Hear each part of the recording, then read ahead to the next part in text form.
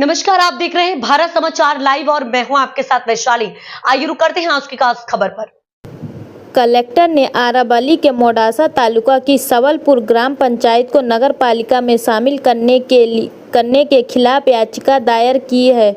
पिछले 3 वर्षों से गुजरात में प्रशासक का शासन है। उस समय सरकार ने हाल ही में नए चुनाव आयोजित किया और 2-3 महीने के भीतर एक नया सरपंच नियुक्त किया। सवलपुर ग्राम पंचायत के 4 गांवों को नगर पालिका में शामिल करने के संबंध में पंचायत की महिला सरपंच कैलाश बेन, पूर्व सरपंच छंगन सिंह सोलंकी, नेता राम सिंह परमार, तेजा जी सभी सदस्य नेताओं और महिलाओं के साथ कल आरावली जिला कलेक्टर कार्यालय में एक याचिका दायर की और न्याय की मांग की।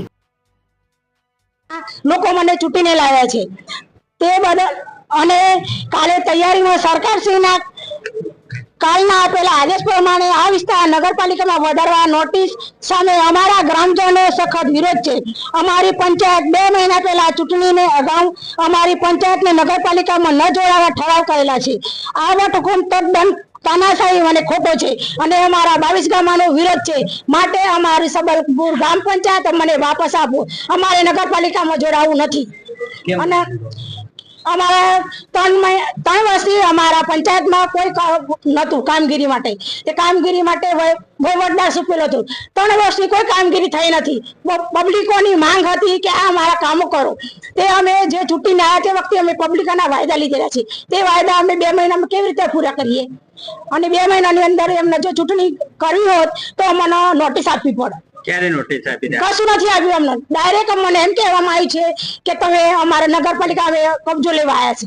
આ તાનાશાહી તો અમને મંજૂર નથી। 22 ગામનો અમારો વિરોધ છે। વહીવટદાર હતા ત્યારે 22 ગામની કોઈ પણ કામગીરી થઈ નથી।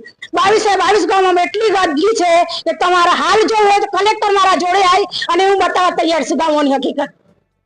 નગરપાલિકામાંથી પાછી પંચાયત આપવામાં નહીં આવે તો આગામી સમયમાં શું હશે તમારા પગલે? અમારા પગલે અમે ગામના જે કામો અમે જે લીધા છે એ બધા પૂરા કરીને આપવાના છે। અમારા વાયદા લીધેલા છે લોકોનો, એ વાયદા અમારે પૂરા કરવાના છે। એટલે અમે નગરપાલિકામાં નહીં આવી।